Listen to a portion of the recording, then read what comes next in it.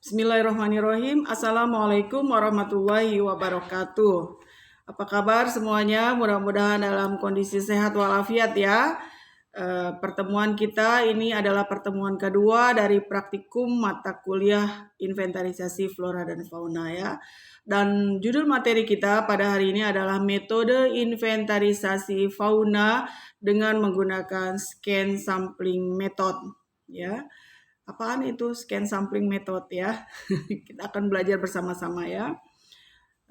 Tetapi sebelumnya Ananda kita akan melakukan pretest terlebih dahulu ya. Pretest terlebih dahulu ya. Soal pertama ya. Soalnya hanya satu ya. Scan sampling method adalah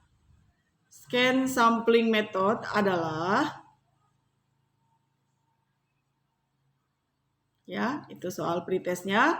Nanti tolong dijawab.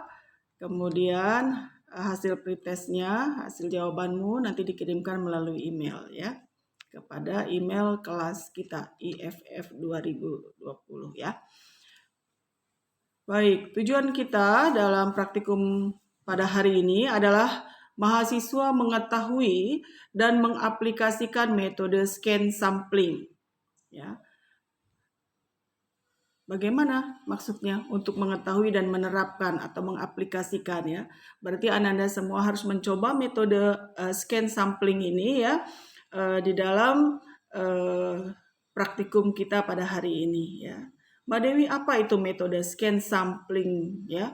Metode scan sampling itu adalah metode ya untuk pengamatan satwa liar yang dilakukan dengan menggunakan scan mata pengamat atau peneliti ya. Jadi di scan begitu gitu seperti mesin scanner begitu ya. Tet gitu ya, dari kiri ke kanan, dari kanan ke kiri begitu ya. Itu menggunakan scan sampling method. Jadi di scan oleh mata si peneliti atau si pengamat satwa. Dan biasanya keunggulan dari scan sampling method ini adalah bisa digunakan untuk satwa-satwa yang lebih dari satu ekor atau lebih dari satu individu. Jadi bisa dilakukan secara bersama-sama serentak dengan menggunakan scan sampling method. Artinya apa? Satuannya lebih dari satu ekor atau lebih dari satu individu, maka bisa digunakan dengan scan sampling method. Mbak Dewi, bagaimana cara menerapkannya ya? Caranya kita dibantu dengan tally sheet ya. Data-data apa saja yang dibutuhkan di dalam tally sheet itu? Yang pertama adalah kita buat dalam bentuk tabulasi data ya. Yang pertama adalah nomor, kemudian kolom berikutnya adalah pukul atau jam ya. Kemudian di sebelahnya kolom tersebut adalah perilaku satwa A, perilaku satwa B, perilaku satwa C, perilaku satwa D. Kemudian di dalam kolom perilaku satwa A, B, C, dan D ya. Di dalam kolom tersebut masing-masing ada kolom perilaku makan, ada kolom perilaku istirahat, dan ada kolom perilaku berpindah. Kalau misalnya akan ditambahkan lagi perilaku lainnya, maka ditambahkan lagi di kolom perilaku satwa A itu kolom perilaku lain begitu. Jadi ada perilaku makan, perilaku istirahat, dan perilaku berpindah serta perilaku lainnya. Seperti itu ya. Jadi kolom-kolom pada tabulasi data itu digunakan oleh mahasiswa untuk meneliti atau untuk mengamati satwa liar.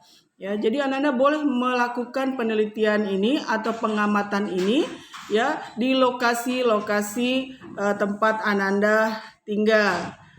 Scan sampling atau scan sampling ini digunakan dengan interval waktu. Jadi pada kolom pukul tadi ya, itu Ananda kita akan menggunakan interval waktu yang fix ya.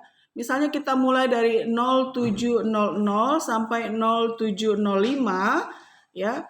Kemudian 07.05 sampai 07.10, kemudian 07.10 sampai 07.15, 07.15 sampai 07.20. Nah, seperti itu.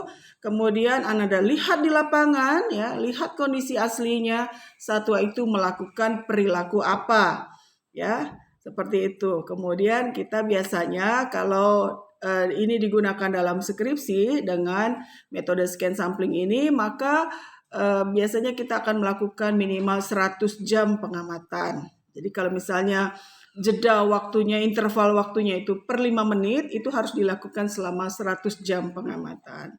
Nggak berat kok ya, kalau untuk skripsi asik-asik aja gitu ya.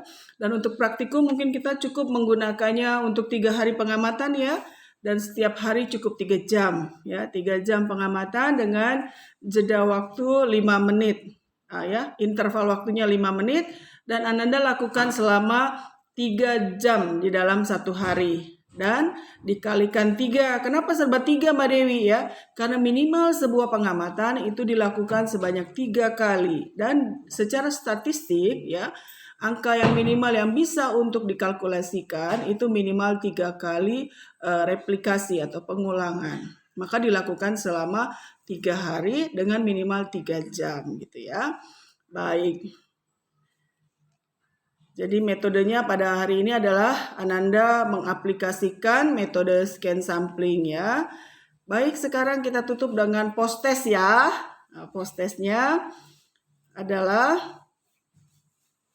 apa kendala-kendala yang Ananda alami dalam penerapan metode scan sampling? Apa kendala-kendala yang Anda alami dalam penerapan metode scan sampling? Baik, post testnya jangan lupa dikirimkan ke email Mbak Dewi juga pada hari ini. Dan mudah-mudahan semuanya kita dalam keadaan sehat walafiat. Jangan lupa ya memakai masker, mencuci tangan, dan menjaga jarak dengan teman-teman atau di lingkungan sekelilingmu. Terima kasih atas kehadirannya pada hari ini. Selamat mencoba metode scan samplingnya. Mudah-mudahan berhasil dan sip. Ya, Assalamualaikum warahmatullahi wabarakatuh.